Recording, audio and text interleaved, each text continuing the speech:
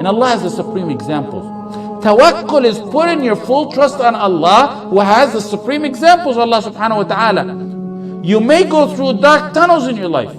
That's part of life, and a part of a believer's life.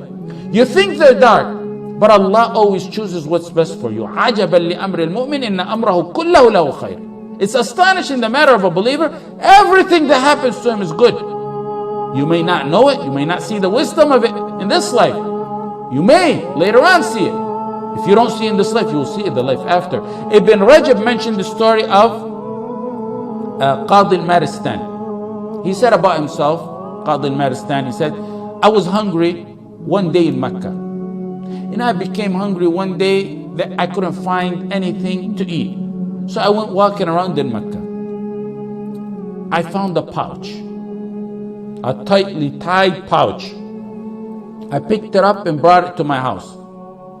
And then in my house, when I untied it, I found a beautiful necklace of pearls that it's like I've never seen anything like it before.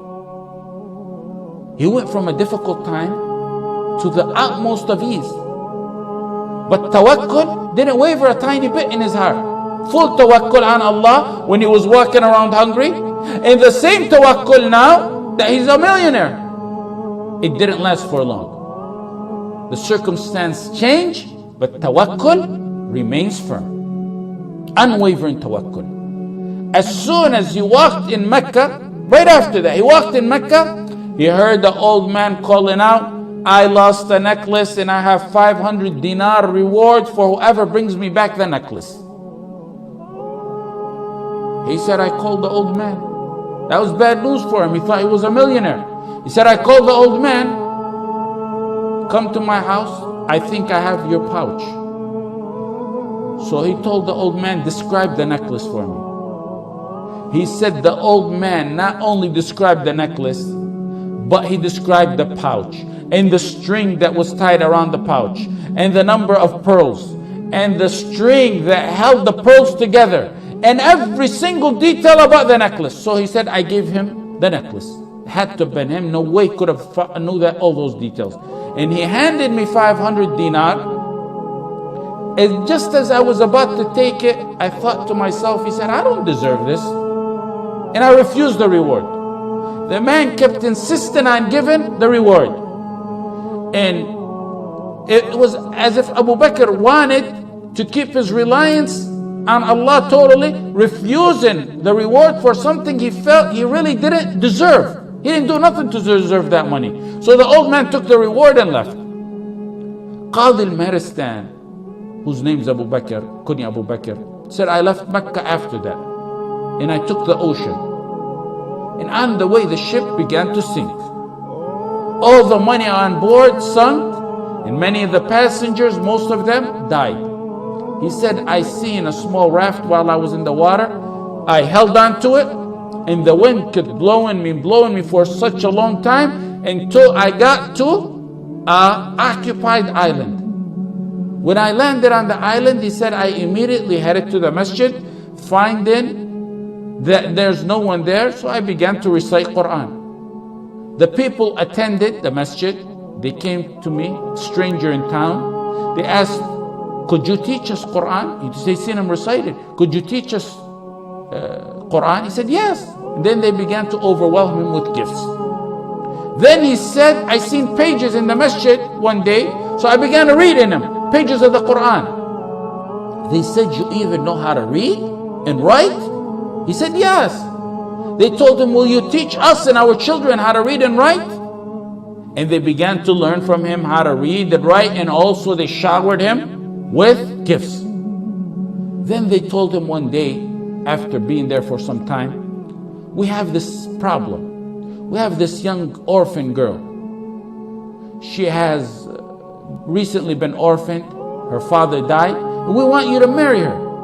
This was a tactic they did to try to keep him in town and attached to the town so he will not think of ever leaving them.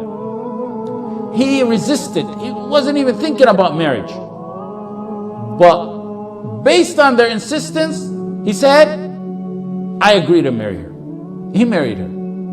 Okay, the night of the wedding, when they presented her to him, he said, I looked at her and I was startled and astonished, and I was unable to raise my eyes off her neck.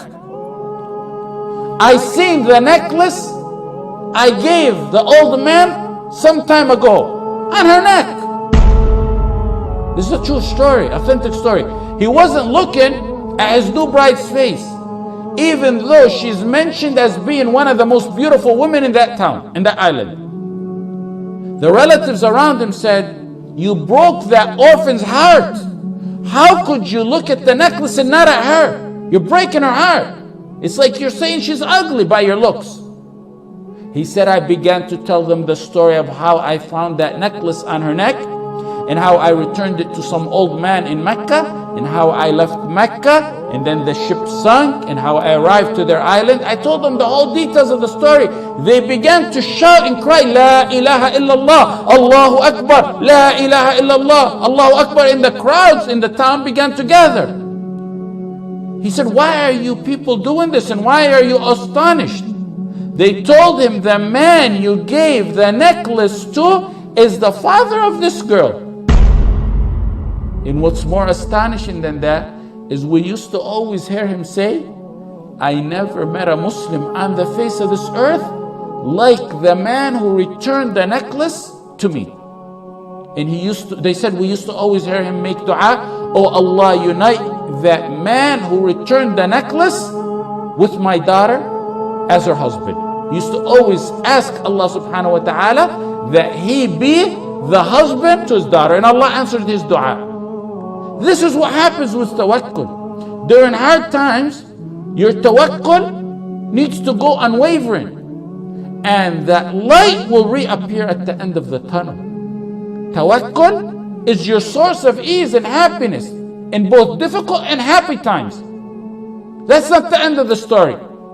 Look it, from tunnel to tunnel. You see the light, then you go in another tunnel. He said, I lived with her a very nice life, and Allah blessed me with 2 children.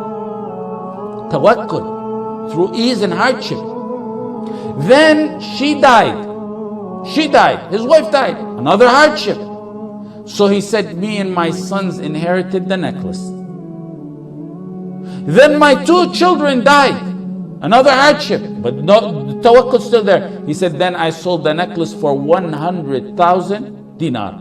And that's where I got the wealth. He was explaining later on how he got the wealth he has. وَمَنْ يَتَّقِ اللَّهَ يَجْعَلْ لَهُ مَخْرَجًا. Whoever fears Allah, he keeps his duty to Allah, Allah will always find him a way out from every single difficulty you can imagine. وَيَرْزُقْهُ مِنْ حَيْثُ لَا يَحْتَسِبْ. He will provide him from sources he never imagined. وَيَرْزُقْهُم, it will come from sources you never even perceive. وَمَنْ يَتَوَكَّلْ عَلَى اللَّهِ فَهُوَ حَسْبُهُ. وَمَنْ يَتَوَكَّلْ عَلَى اللَّهِ فَهُوَ حَسْبُهُ. Whoever puts his trust in Allah subhanahu wa ta'ala, he will be sufficient for him. Whoever puts his trust in Allah subhanahu wa ta'ala, he will suffice him.